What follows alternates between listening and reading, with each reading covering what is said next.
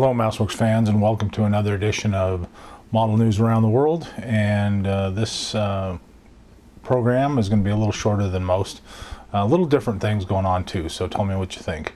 But as for news going on around the world, there's not a whole lot, except for the company Tamiya is still having difficulty getting some of their materials to the United States. Right now, again, is the shortage of their thin cement and some of their other products, but mainly the thin cement.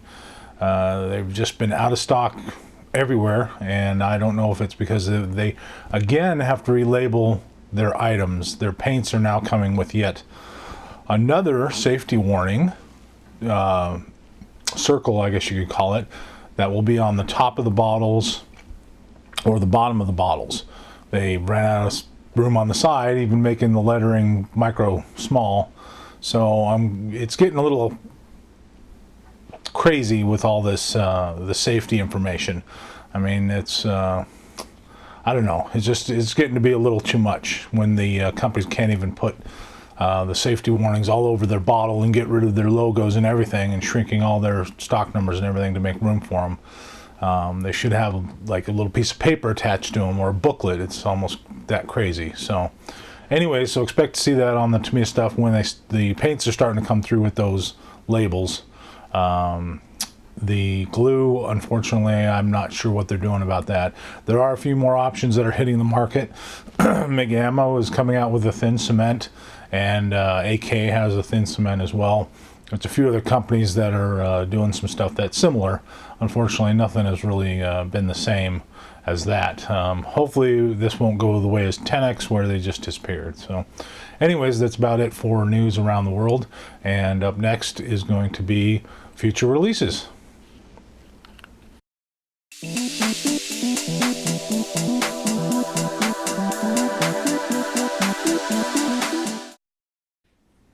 Hello Mouseworks fans, and welcome to another edition of Future Kit Releases. For this week we've got a few new items that have been announced. I did announce that Mini Art is going to do a 35th scale grant, and this one comes with an interior, and it is a Mark 1. I announced it, I believe, a little while ago, but at least we finally got box art on it so we can see what it looks like. So it looks pretty interesting. There are some test shots out of what the interior is going to look like, and as Mini Art goes, they give you every bolt and detail on these things, so it's going to be crazy, box full of parts, but it should be a nice kit. Next up is Meng is coming out with what they call a Wasp flamethrower Jeep, and this is going to be one of the, I think it'll be the second one in their Jeep releases of their family they're going to do, and looks really kind of interesting with all the equipment on it. Could make for some really interesting dioramas, or even some post-war versions of this, so that'll be coming. Next thing is also Meng is coming out with some sandbags, and these are for their M4A3 Sherman that they're coming out with. So they already have plans to do details for it, and the first one is a sandbag set, probably resin, like some of their other detail sets are.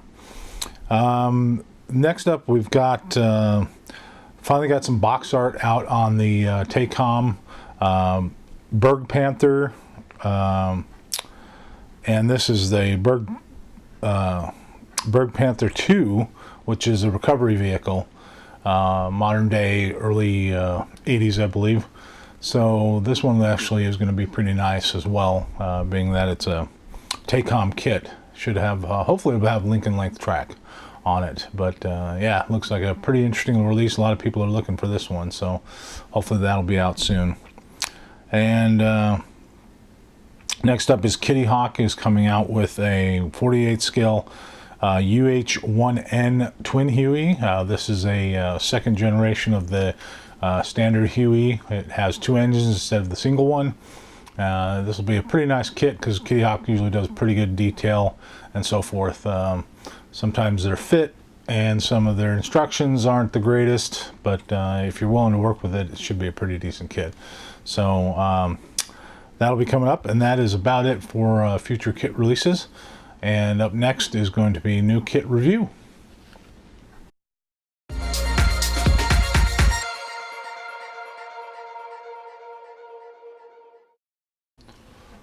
Alrighty, MouseWorks fans, time for a new kit review, and as stated in the news, this is going to be a little bit different of an issue of this video magazine. So what we've got this week is some little strange things that I got out of Japan. And what these are is, if everybody remembers those egg planes that they've had for years and years and years, and they had, first ones came with some little figurines which were kind of weird looking, and then they decided to not do any figurines. And then they started putting anime figures on the boxes, these anime women. And everybody was frustrated because the anime women were not in the box. So now they've actually gone ahead and done some limited editions of the egg planes with an anime resin figure in the box. And these are actually pretty reasonably priced, but they're very hard to get in the United States. These are mainly straight from Japan. As you can see, everything is pretty much in Japanese, a little English here and there. So let's take a look at some of these. And these are the two of the releases. They have a few more. I think there's 4 out now. And this one is Claire Frost, the bunny girl. And you can see it's Las Vegas down below here. And it's got a MiG-15, which is an old kit with these really funky decals in it. So again, limited edition hasegawa. And they actually do give scales to the little ladies in here. And that's the side. You can see they're trying to make them very collectible. And yeah, the minute I got these, they were sold out. So I had to pre-order them. That's the only way to get them. And that side there. And the bottom there. So let's take a look and see what's inside. All right. So the first thing we've got here is the decals. They are standard hasegawa decals, so they're really nice. Kind of a little cutesy, what they call a chibi version of this Claire Frost figure. The roulette wheel to go around the nose of the airplane, and these little extra stickers there. Funny story about the roulette wheel. When I was doing photography for the air races in Reno, one of the things that people didn't know is that there was not a lot of money to be won on these races. I mean, you could barely cover the price of what it cost to race if you won first. So there was a little side betting and everything, being Reno, of course. And one of the things they would do is, on one of the gold racers that would always race the last day on Sunday, and on the last race, they would take its tail wheel and they would paint a roulette wheel around the tail wheel. And all the people in the pits and the owners and tweakers would put a bet on one of the numbers. And by tweakers, I mean the mechanics. So anyways, they would put a bet on the number, and then the airplane, when it came in and then rolled to a stop in the pits, whatever number was pointed down towards the tarmac, when the plane stopped, that was the winner. So there was no way to tell. It was all a game of chance, considering the wheels were all on bearings, so there's no way they could have set it or rigged it. So anyways, just an interesting little story, and they would make a little money, side money, doing that. So little betting in Reno. And here's the instruction sheet. And black and white, pretty simple. And the first page, of course, is all the safety stuff. Then there's the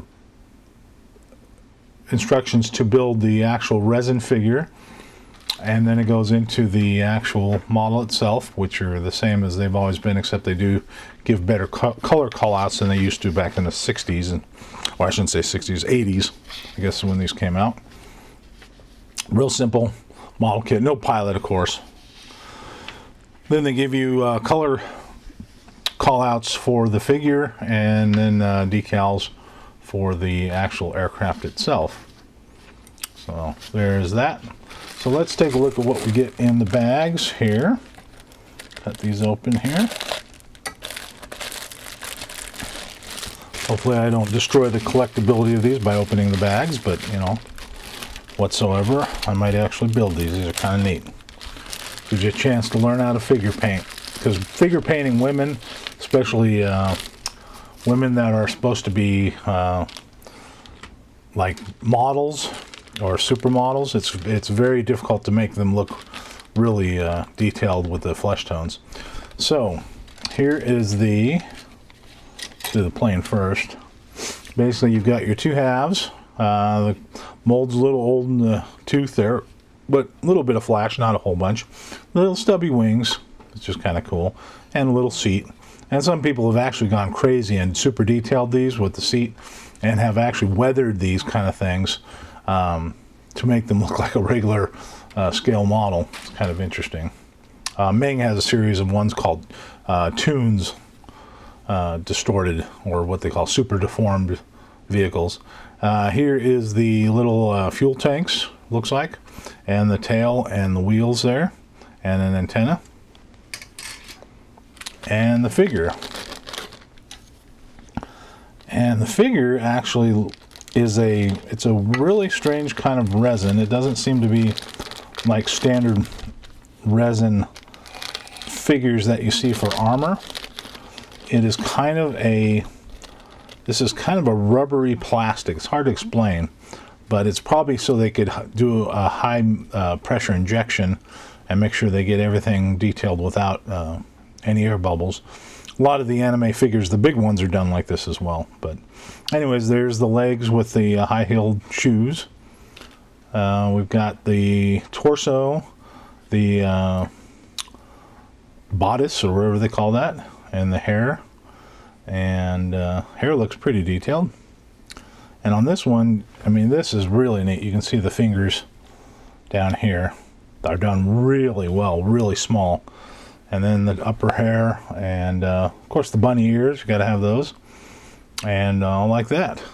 So let's take a look at the other one here, and we'll get that one out. Oh, there's the canopy, little bubble canopy there, pretty clear. So let's take a look at the other one.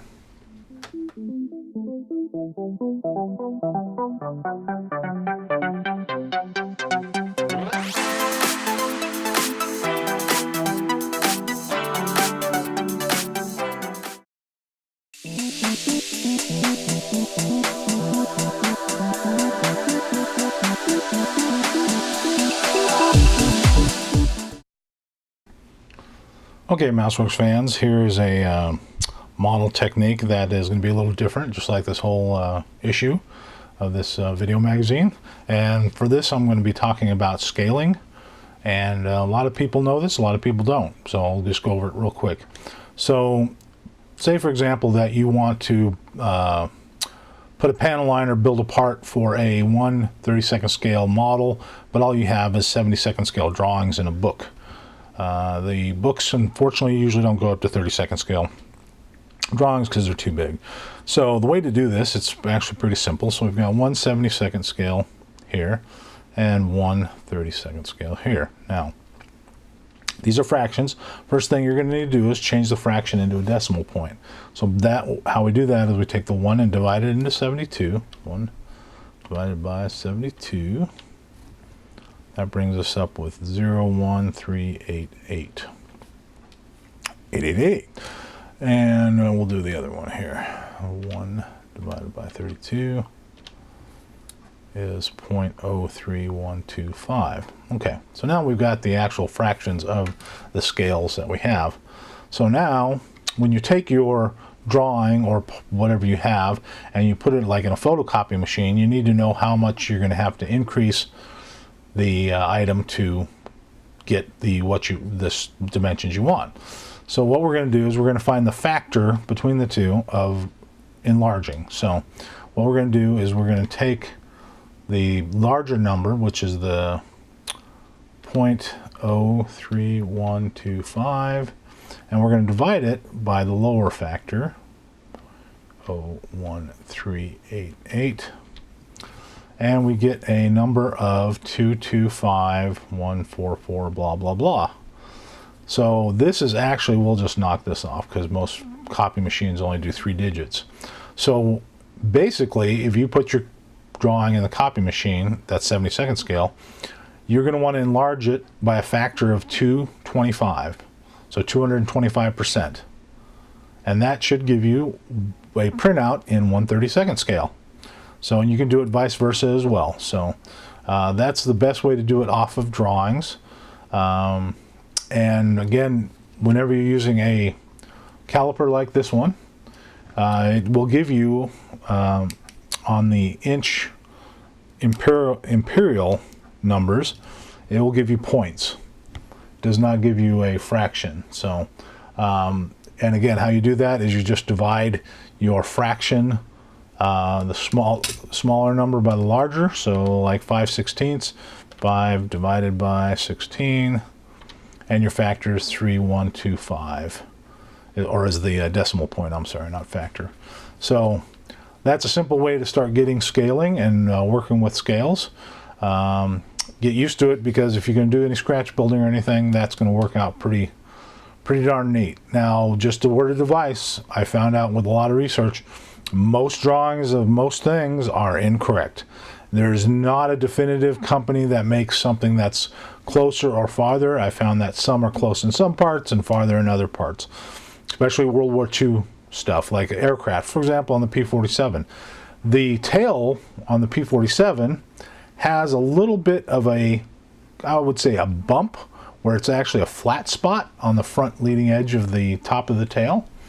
And so if you look at a model kit, if it has that little indentation, so to speak, and it shouldn't be smooth, it should actually have a little flat spot in it, that is actually correct.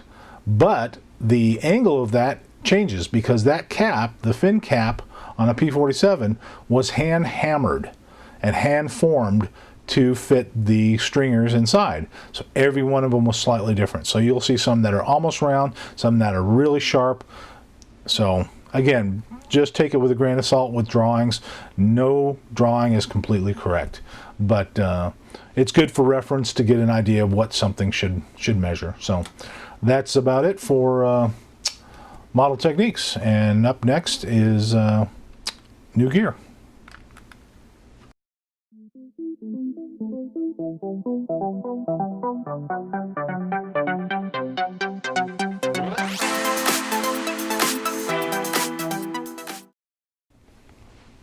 Alright, Mouseworks fans, welcome to New Gear.